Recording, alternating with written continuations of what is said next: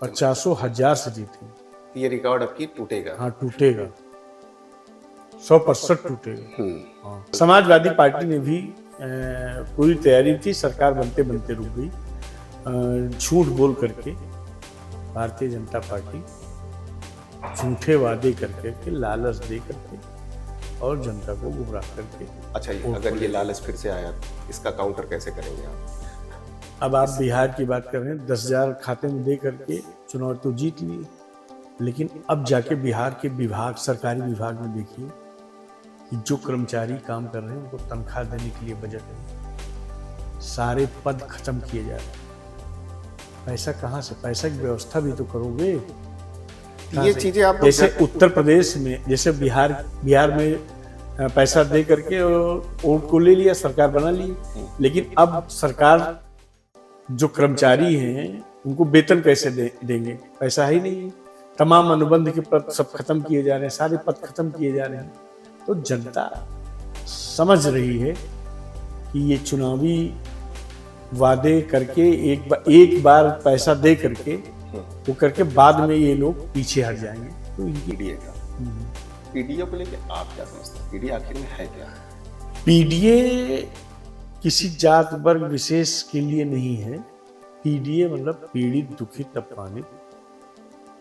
अच्छा, कुछ लोग जो भी समाज के दुखी लोग हैं, परेशान लोग हैं, पीड़ित लोग हैं, वो उन सब को लेकर के समाजवादी पार्टी चलेगी। नाजायज कोई परेशान ना हो और जिसने दोष जिसका हो वो कोई बचे। लेकिन जनरल के पक्ष में इस कानून में किसी भी पार्टी ने कुछ बोला नहीं, इवन भाजपा तक ने भी इससे खुद को बचाए रखा जी। इस तरीके की राजनीति समाज को कहीं ना कहीं विघटित कर रही है और तोड़ रही है। आप लोग तो समाजवादी लोग हैं, इसका विरोध कहीं किया था? जो पूर्व प्रत्याशी हैं गब्बर फिरोज खान गब्बर, उन्होंने आपको कुछ अपशब्द बोले थे या वहां से हटने के लिए कह दिया। ये मलाल है आपको, मतलब भारी मंच से ऐसा कहना? अब वो एक वोटर जो बीजेपी के एजेंट थे, वोटर थे, वो जितने बाहर लोग थे, मरे लोग थे, जिनको नहीं आता, उन वोटों को पूरे चिन्हित किया गया कि कितने ऐसे वोट हैं। उनकी पर्ची बाकायदा दी गई। अब आप सोच लो, एक बूथ पे 100 वोट अगर पड़ गया इस टाइप से, तो कितना वोट? तो ये चोरी नहीं, लूट की गई है इस टाइप पूरी तरीके से हम लोग ने। और ये हमारा क्षेत्र सुहावल, बीकापुर काफी पोटेंशियल क्षेत्र है। सारी फसलें होती हैं, आम होता है, और वहाँ पे कोई प्रदूषित चीजें जो है वो अनुबंध नहीं, वो लगा नहीं सकते, प्रतिबंध है। अच्छा, तो बहुत अच्छा क्षेत्र है। और एक चीज मैं चाहूंगा कि जब हमारी गवर्नमेंट बने तो मैं अपना जो है उधर सरजू, चूंकि नदी के किनारे और के क्षेत्र में एक बढ़िया प्रॉपर अयोध्या से वहां तक बंधा बने, और एक सरजू एक्सप्रेस वे के नाम से एक एक्सप्रेस वे हम लोग। 3 वादे जो आप बीकापुर क्षेत्र के लोगों के लिए करना चाहें, अगर आप विधायक बनते हैं या टिकट मिलता है आपको? स्वास्थ्य, शिक्षा और रोजगार नौजवानों को। आज के जो राजनेता हैं वो भड़काऊ भाषण देते हैं या कुछ ऐसे शब्द यूज करते हैं, लेकिन आपने मैंने अभी जब प्रोफाइल आपकी देखी, ऐसा कोई स्टेटमेंट आपका नहीं है। एक बेहद सरल तरीके से, सहज तरीके से चीजों को पहुंचाना। तो ऐसा लगता नहीं कि आप इन सब चीजों से थोड़ा पिछड़ जा रहे हैं कि राजनीति पे आके टिकट कर जाता है? पार्टी कितना इंतजार करवाएगी या कहाँ पे आपको लगता है कमी रह जा रही है कि आप टिकट नहीं मिल पा रहे? नहीं, अब इंतजार खत्म है और इस बार हमें पूरा भरोसा है अपने राष्ट्रीय अध्यक्ष जी के ऊपर, पार्टी के ऊपर। और सबसे ज्यादा मार्जिन से अगर बीकापुर सीट किसी ने जीती है तो शोभा सिंह चौहान ने लगभग 26,000 वोटों से। ऐसे में इतना बड़ा दावा, कहीं अति आत्मविश्वास तो नहीं आपको? अति आत्मविश्वास नहीं है, भरोसा है। 50,000 से जीतेंगे। हाँ, 50,000 से जीतेंगे। ये रिकॉर्ड अब की टूटेगा? हाँ, टूटेगा।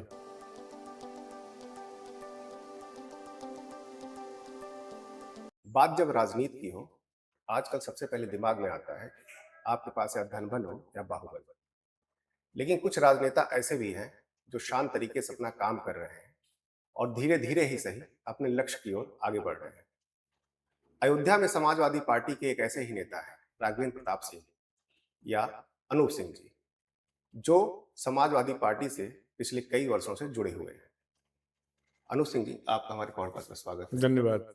शुरुआत करते हैं। पिता लेक्चरर और खुद आपने बीटेक किया हुआ, उसके बाद राजनीति में करियर बनाना, क्या ये जोखिम भरा कदम नहीं रहा? नहीं, ऐसे निर्णय परिस्थितियों को देख करके मन में इच्छा थी कि सामाजिक जीवन में हम लोग रहें, लोगों की सेवा करें। चूंकि हम लोगों का परिवार शुरू से ही ग्रामीण क्षेत्र में था और हम लोग सेवा भाव हमेशा जनता करते हैं, तो एक टारगेट लेकर के उस काम को किया जाए, इसलिए कोई दिक्कत नहीं थी।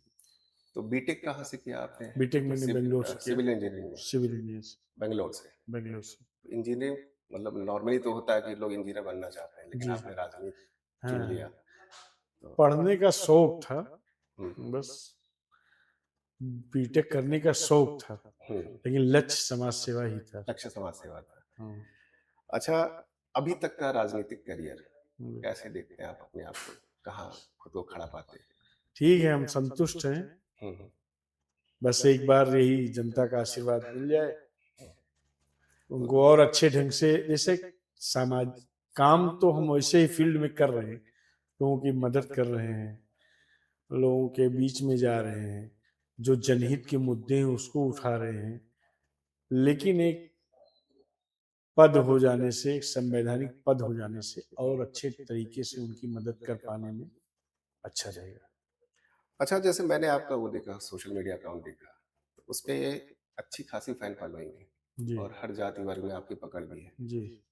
लेकिन लास्ट टाइम पे आके टिकट कर जाता है आपका। पार्टी कितना इंतजार करवाएगी या कहाँ कहाँ पे आपको लगता है कमी रह जा रही है कि आपको टिकट नहीं मिल पा रहा? नहीं, अब इंतजार खत्म है और इस बार हमें पूरा भरोसा है अपने राष्ट्रीय अध्यक्ष जी के ऊपर, पार्टी के ऊपर, कि निश्चित तौर से हम लोगों पर भरोसा करेंगे और जनता पूरी तरीके से हमारे क्षेत्र की बीकापुर विधानसभा के समस्त सभी जाति वर्ग धर्म के नौजवान बुजुर्ग, सभी माताएं बहनें सब तैयार हैं कि एक बार मौका मिले। तो कोई आश्वासन मिला अखिलेश जी से टिकट का कि अभी? नहीं, मुलाकात तो होती रहती है, आश्वासन क्या है, मुलाकात तो होती रहती है, अपनी बात कहते रहते हैं। समय पे हो जाएगा।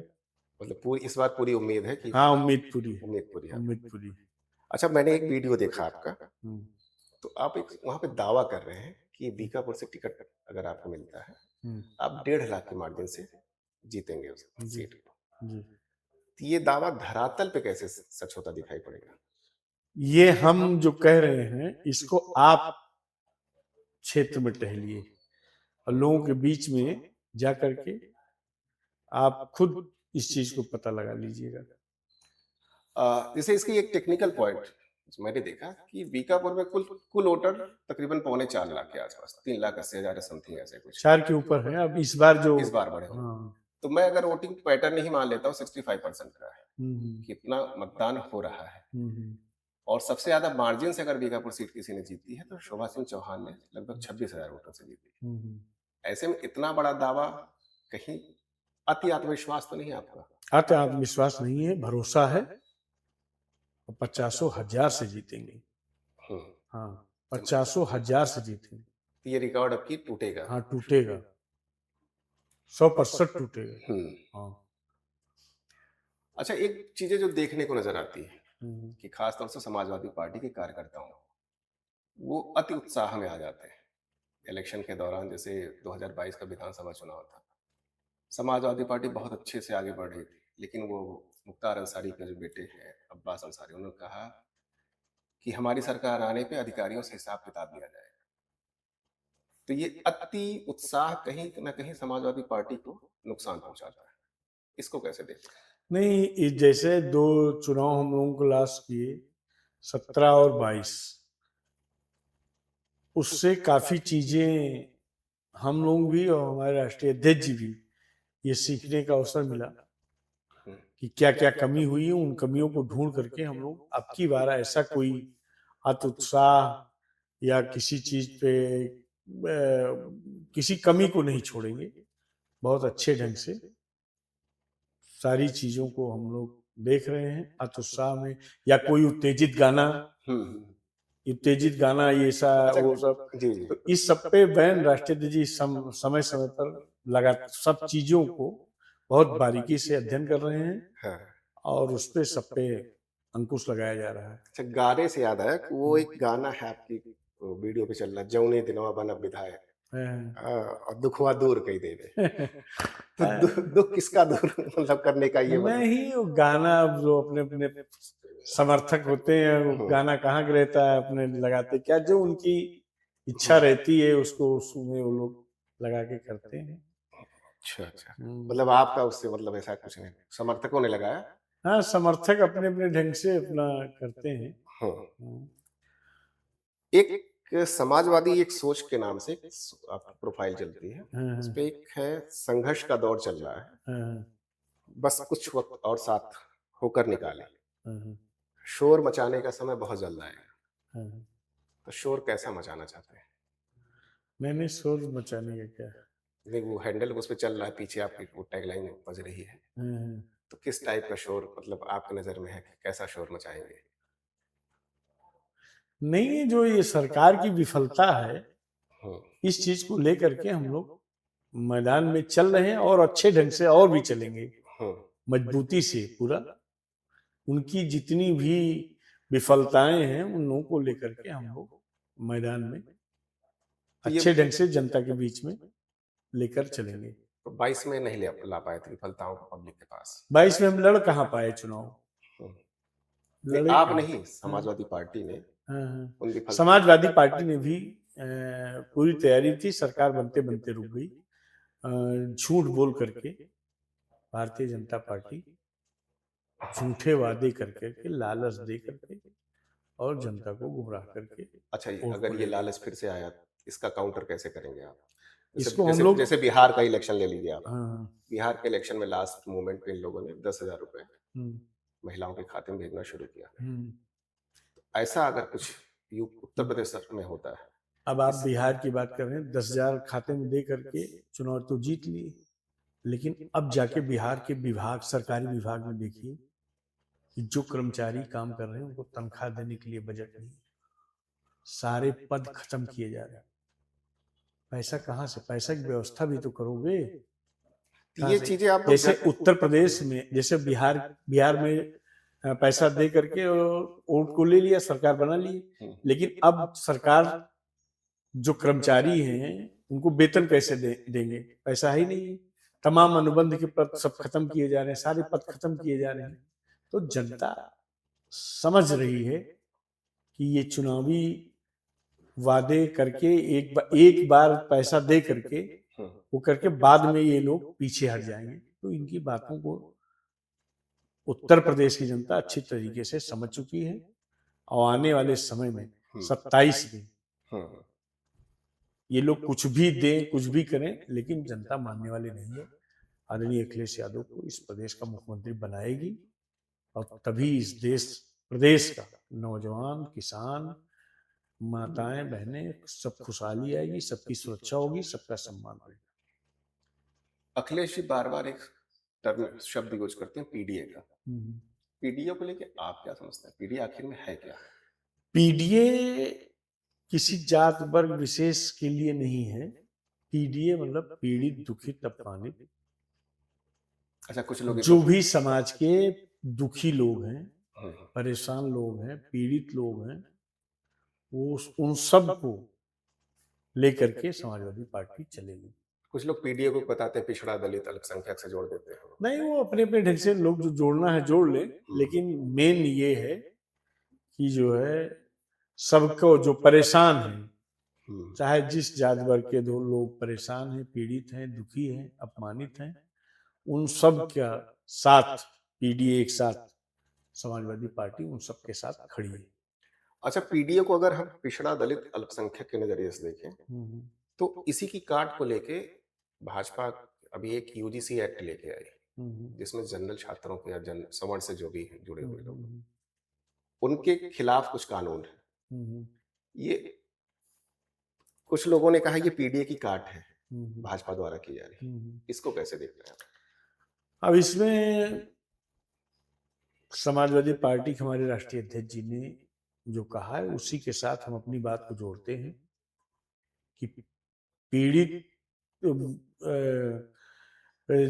मतलब जो परेशान है, नाजायज कोई परेशान ना हो, और जिसने दोष जिसका हो वो कोई बचे ना। लेकिन जनरल के पक्ष में इस कानून में किसी भी पार्टी ने कुछ बोला नहीं, इवन भाजपा तक ने भी इससे खुद को बचाए रखा। जी। इस तरीके की राजनीति समाज को कहीं ना कहीं विघटित कर रही है, तो तोड़ रही है। आप लोग तो समाजवादी लोग हैं, इसका विरोध कहीं किया आप लोगों ने? नहीं, जैसे जो भी बातें उन्होंने कहा कि हम लोग इस पक्ष में हैं कि दोष अगर कोई भी किसी के साथ जुर्म ज्यादती करता है, चाहे जिस समाज का हो, तो उसके खिलाफ कार्रवाई होनी चाहिए, ठीक। और अगर जो दोषी कोई है तो उसके खिलाफ कार्रवाई होनी चाहिए, और निर्दोष चाहे जो उसको फंसना नहीं चाहिए। अच्छा, हाँ। एक आपने कुछ सोशल मीडिया पोस्ट लिखी थी, संघर्ष हमारी पहचान है और संयम हमारी शक्ति। इसके बावजूद भी आपने 2022 में बीकापुर से निर्दलीय पर्चा पे वोट दिया था, तो पार्टी पर भरोसा नहीं था आपको, क्या निराश हो गए थे? नहीं, निराश हो गए थे। जैसे किसी चीज का जब वो हो, किसी चीज के ज्यादा उम्मीद रख करके, और जो कोई चीज हम सुबह तक तैयारी में रहे, उसके एक दिन दो दिन पहले तैयारी सब रहे, उसका देखा कोई नहीं रहा, तो निराशा हो गई थी। अभी वो निराशा आशा में है? हाँ, निराशा तो तुरंत उसके बाद आशा में बातचीत हुई, राष्ट्रीय अध्यक्ष जी ने आश्वस्त किया, फिर अभी उसके बाद से उसी आशा पे चल रहे हैं। हाँ, उसी पे चल रहे हैं कि इस बार समाजवादी पार्टी के पर्चे में हाथ लहराना है। हाँ। एक जन पंचायत हुई थी पीडीए की 19 जुलाई 2025 को, आप मंच पे बैठ के मोबाइल पे बात कर रहे थे। जो पूर्व प्रत्याशी हैं गब्बर फिरोज खान गब्बर ने, उन्होंने आपको कुछ अपशब्द बोले थे या वहां से हटने के लिए कह दिया था। ये मलाल है आपको, मतलब भारी मंच से ऐसा कहना? अब वो उनके ऊपर छोड़िए, जिसके जैसा संस्कार है, जिसकी जैसे रहन सहन है, जिसका वो है, उसको समाज अच्छी तरीके जानता है, उसका जवाब उसको उनको खुद ही मिल गया था। खुद को बुरा लगा था कि नहीं? आपको बुरा लगा था कि व्यक्तिगत रूप से आप बताइए, ये चीजें बुरी लगी थी आपको? नहीं, मैं उस समय समझ ही नहीं पाया। अच्छा। मैं चूंकि मैं उस समय सांसद जी का फोन आया था, मैं बात कर रहा था, तो फिर मैं समझ, उसी कार्यक्रम उनको आना था, वही हमसे पूछे, तो वो समझ नहीं पाया मैं उस समय तक। अच्छा, बाद में जब समर्थकों ने कहा था, हाँ, तब बुरा लगा थोड़ा सा। अब जब बातें बाहर आती हैं वो होगा तब तो रहता ही है। लेकिन ठीक है, समाज उसका जवाब उनको दिया है, हम आने वाले समय में फिर सब सही रहेगा। अच्छा, बार बार एक आरोप आप लोग लगाते हैं वोट चोरी का लेके, लोकतंत्र की हत्या को लेके। एक छोटा सा सवाल है कि अगर आप चुनाव जीत जाए तो लोकतंत्र मजबूत हो जाता है, विपक्ष जीत जाए, खास यानी भाजपा जीत जाए, लोकतंत्र कमजोर हो रहा है, वोट चोरी हो रही है। इसको अयोध्या के परिप्रेक्ष्य में देखा, जैसे मिल्कीपुर विधान उपचुनाव आप लोग हारे, तो वहां पे लोकतंत्र हार गया अकॉर्डिंग टू मतलब समाजवादी पार्टी आपके हिसाब से, लेकिन वही फैजाबाद लोकसभा आपने जीता, तो लोकतंत्र की जीत हुई। देखिए, सुनिए, तो चुनावी प्रक्रिया दोनों है, चुनावी प्रक्रिया दोनों है। मिल्कीपुर का उपचुनाव वोट चोरी नहीं, वोट की लूट हुई है, वोट की लूट हुई है। जितने जो अभी एसआईआर चल रही है, उसके पहले ही एसआईआर में मृतक ये सारे वोट थे, बाकायदा पूरी विधानसभा के वोटर लिस्ट को चिन्हित किया गया, कितने मरे हैं, कितने बाहर हैं, कितने एक एक वोटर जो बीजेपी के एजेंट थे, वोटर थे, वो जितने बाहर लोग थे, मरे लोग थे, जिनको नहीं आता, उन वोटों को पूरे चिन्हित किया गया कि कितने ऐसे वोट हैं। उनकी पर्ची बाकायदा दी गई भारतीय जनता पार्टी के एजेंटों को, और उनको डायरेक्शन दिया गया, जो जो पीठासीन अधिकारी बनाए गए थे, हम्म, कि अगर वो पर्ची लेकर जाएंगे तो उनका वोट को कोई पूछेगा नहीं। ऐसे सारे 400, जो भी 410-20 जो भी बूथ रहे, वो सारे बूथों पे ऐसी व्यवस्था की गई। अब आप सोच लो, एक एक बूथ पे 100-100 वोट अगर पड़ गया इस टाइप से, तो कितना हो, तो ये चोरी नहीं, लूट की गई है इस टाइम पूरी तरीके जैसे से। ये हम जो लोग ने लगातार आदरणीय सांसद जी, हम लोग पार्टी के राष्ट्रीय अध्यक्ष जी, निर्वाचन आयोग को, यहाँ जो पर्यवेक्षक थे उनको, जो यहाँ के जिलाधिकारी महोदय थे उनको, सबको कहते गए, लेकिन कुछ भी असर नहीं हुआ, कुछ भी असर नहीं इस हुआ। तरीके जानबूझ करके एक ही जो उनके लोग, उनके समर्थक लोग थे, उनकी ड्यूटी चुनाव में लगाई गई, उन्हीं को प्रिजाइडिंग ऑफिसर बनाया गया। सब कुछ तो जगजाहिर, सब लोग जान रहे हैं पूरा। लेकिन इस तरीके की घटनाएं तो, अगर आप जो आरोप लगा रहे हैं, ऐसे आरोप तो लोकसभा चुनाव में भी लगाए गए थे, लेकिन वो लोकसभा चुनाव तो आप लोगों ने बड़े भारी अंतर से जीता। तो आप देखिए, ऐसा है ना, जो जनरल चुनाव होता है, जनरल चुनाव होता है, हर जगह चुनाव होता है, तो उस पर थोड़ा असर कम पड़ता है। और जब सेंट्रलाइज चुनाव था, प्रदेश में एक ही चुनाव था, तो घेर करके उन लोगों ने ऐसा कर लिया। ये कटेरी भी ऐसे ही, कटेरी भी ऐसे, कि जितने उपचुनाव थे सब वैसे। नॉर्मली हम लोग सुनते भी आए हैं, उपचुनाव तो सत्ता का ही चुनाव होता है। लेकिन अभी अब चुनाव होगा 27 में, हाँ।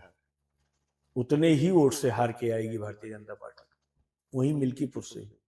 तो वहां तो ऑलरेडी वो सरकारी विधायक और प्राइवेट विधायक में चली रहा, बातें चल ही रही है। चयन जनता जान रही है, जनता का विधायक कौन बनेगा, सरकारी कौन है। हाँ। तो गोरखनाथ बाबा जो आरोप लगा रहे, सही है? अब पता नहीं क्या आरोप लगा रहे, हम नहीं जानते उनका आरोप, लेकिन मैं जो बात बता रहा हूँ वो सही है, कि निश्चित तौर से समाजवादी पार्टी 5 की 5 सीट जीतेगी अयोध्या की, और प्रदेश में सरकार बनाएगी।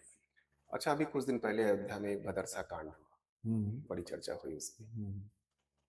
उसका जो आरोपी था मोहित खान, डीएनए टेस्ट उसका फेल हुआ, मतलब उसमें कोर्ट ने उसको बरी कर दिया। तो ये राजनीतिक रूप से उसको फंसाया गया, और क्या देखते, मतलब इसको राजनीतिक रूप से ही फंसाया गया। मिल्कीपुर का वही चुनाव चल रहा था, ध्रुवीकरण को लेकर के उनको फंसाया गया, तभी तो कोर्ट ने बरी किया। वही सारे साक्ष्य और सबूत जब सामने रखा गया, बयान पीड़िता का बयान लिया गया, तो सारी चीजें क्लियर हो गई, कोर्ट ने बरी कर दिया। तो ऐसी घटनाएं बहुत सी होनी चाहिए, नहीं होनी चाहिए, राजनीतिक रूप से नहीं होनी चाहिए, नहीं चाहिए। भारतीय जनता पार्टी तो लगातार यही ऐसे सबको तो फंसा रही है, जो समाजवादी पार्टी के वर्कर हैं, कार्यकर्ता हैं, वैसे सब फंस रहे हैं। अच्छा, आपका विधानसभा क्षेत्र बीकापुर, आपकी नजर में वहां की सबसे बड़ी समस्या क्या है, और उसका समाधान कैसे संभव? सब कोई समस्या विशेष नहीं है, लेकिन जो भी समस्या, एक तो हॉस्पिटल की, एक हम चाहते हैं कि हमारे क्षेत्र में हॉस्पिटल बढ़िया हो, हॉस्पिटल अच्छा हो जाए, और शिक्षा के क्षेत्र में 2-3 और विद्यालय, जो औद्योगिक मतलब इसके जो है पॉलिटेक्निक एक और हो जाए, व्यवसायिक शिक्षा का, मतलब जिससे रोजगार जिससे सृजित हो, और कोई 1-2 जो है इंडस्ट्री आ जाए, जिससे हम लोग के नौजवान जो पलायन करते हैं बाहर, वो लोग, पलायन का मुद्दा तो बहुत बड़ा मुद्दा है। हाँ, तो जो बाहर जाते हैं वो लोग रुके यहीं अपना।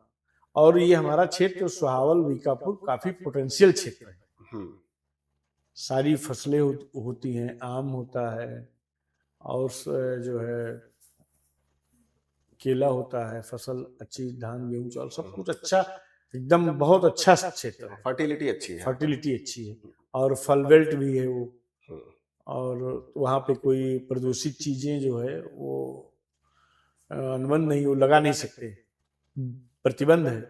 अच्छा, तो बहुत अच्छा क्षेत्र है। और एक चीज मैं चाहूंगा कि जब हमारी गवर्नमेंट बनेगी, तो मैं अपना जो है उधर सरजू, चूंकि नदी के किनारे और के क्षेत्र में एक बढ़िया प्रॉपर अयोध्या से वहां तक बंधा बने, और एक सरजू एक्सप्रेस वे के नाम से एक एक्सप्रेस वे हम लोग आदरणीय मुख्यमंत्री से मांग करेंगे एक एक्सप्रेसवे बन जाए ये जो नदी के किनारे बंधा के रूप में भी काम करे और एक्सप्रेसवे पे। ये प्रपोजल तो बढ़िया है आपका। हाँ, तो इससे जो है हम लोगों का। लेकिन तो अभी तो सरयू जी उससे परेशान है, जो नाले उसमें गिर रहे हैं, हाँ, पानी उसका दूषित हो रहा है। दूसरी जो हो रहा है उसको ठीक कराएंगे, हम्म, उस पे हम लोग चिन्हित किए हैं, हम्म, नजर है उस पे। अभी ढेमुआ पुल हम लोग अपनी सरकार में ही बनवाए थे। अच्छा अच्छा। हाँ हाँ, समाजवादी पार्टी की सरकार थी, आदरणीय अखिलेश यादव जी मुख्यमंत्री थे। हम्म, हमने अब हमारे प्रस्ताव पे बना है, वो इधर से रथ यात्रा लेकर गए मतलब अब थे। विधायक न रहते हुए भी आपने विधायक काम न रहते हुए भी विधायक के उसमें थे, तो राष्ट्रीय अखिलेश जी ने कहा कि विधायक तो तुम्हें नहीं बना पाए, लेकिन ये बताओ तुम्हारी जैसे आपने सवाल पूछा क्या है, तो उन्होंने कहा कि आपकी इच्छा क्या थी कि अपने क्षेत्र में कराने का, तो मैंने वो मैं पूरा कर रहा हूँ। तो उन्होंने कहा कि हमने कहा मेरी ये थी कि मैं ढेमुआ पुल बनवाऊंगा अपने क्षेत्र के आवागमन जो गोंडा से इधर काफी दिक्कत होती थी, कनेक्टिविटी अच्छी कनेक्टिविटी, तो उन्होंने किया, हमको दिया पुल उन्होंने। अच्छा, अध्यक्ष जी के बारे में एक चीज कही जाती है, वो जो वादा करते हैं उसको पूरा करते हैं। पूरा करते हैं, पूरा करते हैं। अब हमारा ही वादा है पूरा हो जाएगा। ये सबसे बड़ी चीज तो ये रही, आप किसी पद पे भी नहीं थे, विधायक भी नहीं थे, उसके हाँ। बावजूद आपको तवज्जो दिया उन्होंने। हाँ, सोशल मीडिया पे जैसे बहुत से नेताओं के डांस करने के, गाने के, शायरी पढ़ने के बहुत वीडियो मिलते हैं, आपका ऐसा कोई वीडियो मैंने देखा नहीं अभी तक। नहीं नहीं हम तो उसको डालते नहीं है कि पसंद नहीं है, नहीं नहीं हम कि वो व्यक्तिगत चीजें हैं उसे यार उससे हटाओ उसको। हाँ, हमारा कोई ऐसा शौक नहीं है, हाँ, बस केवल यही सेवा भाव करना ही, यही से हमको आनंद मिलता है। आनंद सी सेवा सामाजिक क्षेत्र में। जी जी। अच्छा, गाना एक है, जात पात की बात न होगी, बात करेंगे शासन पर। हम्म, अ, उत्तर प्रदेश पे राज ऐसे समथिंग करके है, मुलायम सिंह के बेटे अखिलेश जी को। लेकिन यहाँ सबसे बड़ा प्रश्न ये आता है कि हम टिकट भी कब बंटवारा करते हैं तो जात को ही देख के करते हैं। हम्म, और ये गाना आपकी प्रोफाइल पे भी बज रहा है, आप हम्म, किसी गाड़ी पे बैठे हैं, वो गाड़ी चल रही है, हम्म, तो आप तो एक समाज सेवा के क्षेत्र में हैं, तो जाति पात कहाँ तक मायने रखती है किसी को आगे बढ़ने में, खासतौर से राजनीति में? अब चूंकि अब की बार जो स्ट्रेटजी है राष्ट्रीय अध्यक्ष जी की, हम्म, वो चेंज है।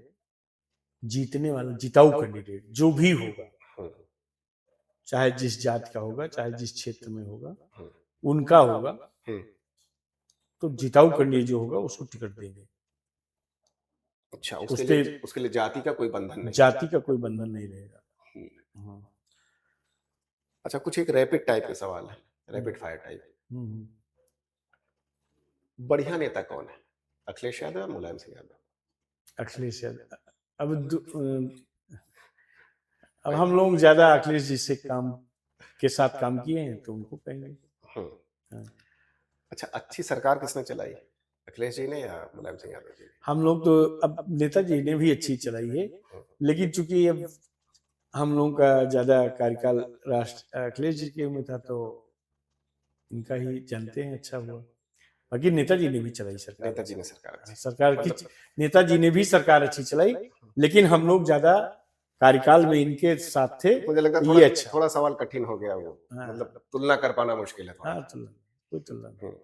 विपक्ष का सबसे पसंदीदा नेता कौन है, अगर आप विपक्ष से एक नेता को चुनने को कहा जाए, किसकी आइडियोलॉजी अच्छी लगती है, काम करने का तरीका अच्छा लगता है? नहीं, किसी के विपक्ष के किसी नहीं। कोई तो होगा, कांग्रेस का हो सकता है। नहीं, कांग्रेस तो आपके साथ ही है फिलहाल देखा नहीं जाए। नहीं, कुछ नहीं, हम्म, किसी को आइडियोलॉजी हम पसंद नहीं करते, अच्छा, अपनी ही पार्टी। अपनी पार्टी बस। हम्म।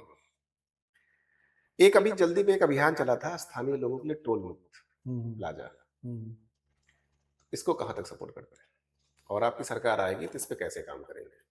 नहीं, टोल मुक्त के लिए जो हम लोगों के साथी लोग इस सवाल को उठाए थे, उस पर हम लोगों ने जिलाधिकारी से बात किया था, और अभी आगे दिल्ली गडकरी सांसद जी के माध्यम से ऊपर भी बात करेंगे। जो संभव होगा, जो नियम कानून के दायरे में आएगा, जो भी सुविधा होगी उसको दिलाने काम करेंगे।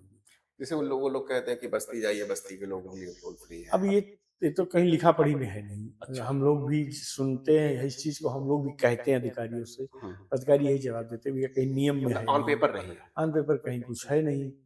तो हमारी ये मजबूरी रहती है, तो हम लोग उस पर दबाव बनाते हैं, कहते हैं कि नहीं ऐसा हो रहा, वहाँ पता लगे, यहाँ पता लगे, वहाँ एक चीज और बातें पता लग रही कि जो है कि ऑन पेपर नहीं है कुछ भी, तो हम लोग भी कह रहे हैं वहाँ एक टोल से दूसरे टोल की दूरी भी कम है। हम्म, ये भी बात वहाँ के अधिकारी लोग बता रहे हैं कि कल मुझे एक लोग मिले थे, बता रहे थे 2 टोल की दूरी बहुत कम है। अच्छा अच्छा। हाँ। 3 वादे जो आप बीकापुर क्षेत्र के लोगों के लिए करना चाहें, अगर आप विधायक बनते हैं या टिकट मिलता है आपको तो। स्वास्थ्य, शिक्षा हम्म, और रोजगार नौजवानों को, हम्म। सबसे और पहले काम, सुरक्षा। सबसे पहला काम इसी पे। हाँ, इसी पे करेंगे सबसे पहला काम। सुरक्षा तो सबके लिए जरूरी है। सुरक्षा, स्वास्थ्य, शिक्षा। हम्म। अच्छा, आपकी नजर में सामाजिक न्याय इसको कैसे देखते हैं, अगर सामाजिक न्याय को परिभाषित करना हो? हम्म, समाजवादी पार्टी ही देखा जाए सामाजिक न्याय के लिए लड़ती रहती है, हम्म। तो आप इस किस नजरिए से देखते हैं सामाजिक न्याय को? ठीक है, सामाजिक न्याय, सबको न्याय मिलना चाहिए, सबको समाज में सबको बराबर हिस्सेदारी मिलनी चाहिए, हम्म, सबको सम्मान मिलना चाहिए। मैं सहमत हूँ। अच्छा। लेकिन कि जो है, जो एकदम उनका हक जो है, जो जो मजबूत है वही न लेकर जाए, जो एकदम नीचे तबके के लोग हैं उनको भी उसका लाभ मिलना चाहिए। अच्छा, इसमें एक फिर आता है आरक्षण को लेके। हम्म, आरक्षण तो एक ऐसा मुद्दा है, कोई पार्टी उस पर कुछ खुल के नहीं बोलना चाहती, हम्म, लेकिन आरक्षण जो पा चुके हैं जिसके जरिए वो सामाजिक व्यवस्था में ऊपर स्थान पे आ गए, हम्म, तो एक सामाजिक नेता के तौर पर, राजनेता के तौर पर देखा जाए तो आपका क्या मानना है कि ऐसे लोगों को अपनी जो कम्युनिटी है उसके लिए अब आरक्षण छोड़ देना चाहिए कि वो लोग भी आगे बढ़े? अब इसमें हमारे कहने से कुछ तो होना नहीं है कि हम कह दें तो ऐसा हो जाएगा वैसा हो जाएगा, कोई मतलब नहीं इस सवाल का। हम्म, कोई हमारे कहने का कोई मतलब मतलब कोई नहीं। असर नहीं पड़ना है कोई इसका। असर पड़ना, आप पड़ेगा असर पड़ेगा, बताओ हम्म, पड़ेगा असर? कोई मतलब नहीं है। लेकिन ये है कि लाभ सबको मिलना चाहिए। लाभ सबको मिलना चाहिए। हाँ। अच्छा, अभी एक बिहार में एक मुस्लिम धर्मगुरु है यार, उन्होंने योगी जी की माँ को लेकर बड़े अपशब्द कहे। नहीं, गलत है। माँ माँ होती है, चाहे जिसकी माँ चाहे हो, जिसकी हो। चाहे जिसकी भी माँ हो, हम्म, किसी की भी माँ हो, माँ सबके सम्मान, माँ माँ होती है, उसका आदर सम्मान करना चाहिए। क्रिकेट का शौक है आपको? हाँ, क्रिकेट खेलते हैं। वो शॉट देखा है आपके वीडियो में, लंबे लंबे शॉट्स लगाते हुए, हाँ। तो और कोई ऐसा काम जो अभी आपके क्षेत्र में हुआ ना हो और आपको लगता है कि नहीं ये काम कर किया जाए क्षेत्र में? खेल के बारे में, एक स्टेडियम तो इतना बड़ा बना है, हम्म, लेकिन हम लोग चाहते हैं कि हर नया पंचायत ग्रामीण स्तर पे जहाँ जमीनें खाली होंगी हम्म। वहाँ हम लोग स्टेडियम, वॉकिंग और खेल के लिए सुविधाएं उपलब्ध कराएंगे। अच्छा, एक सबसे बड़ा सवाल ये आता है, मैं देखता हूँ कि आज के जो राजनेता हैं वो भड़काऊ भाषण देते हैं या कुछ ऐसे शब्द यूज करते हैं, लेकिन आपने ऐसा, मैंने अभी जब प्रोफाइल आपकी देखी, ऐसा कोई स्टेटमेंट आपका नहीं है। एक बेहद सरल तरीके से, सहज तरीके से चीजों को पहुंचाना। तो ऐसा लगता नहीं कि आप इन सब चीजों से थोड़ा पिछड़ जा रहे हैं कि राजनीति में? कुछ नहीं पिछड़ जा रहे हैं। हम्म, भड़काऊ भाषण देने से कोई हमें जातीय हिंसा थोड़ी फैलानी है, हाँ, या भड़काऊ भाषण कोई वो चीज नहीं, ठीक है, सब कुछ नहीं, मुद्दे पे बात करना है, हम्म, लोगों के बीच में रहना है, और पार्टी का जो एजेंडा उस पर काम करना है। अच्छा, ठीक है, धन्यवाद आपका। ठीक, नमस्कार।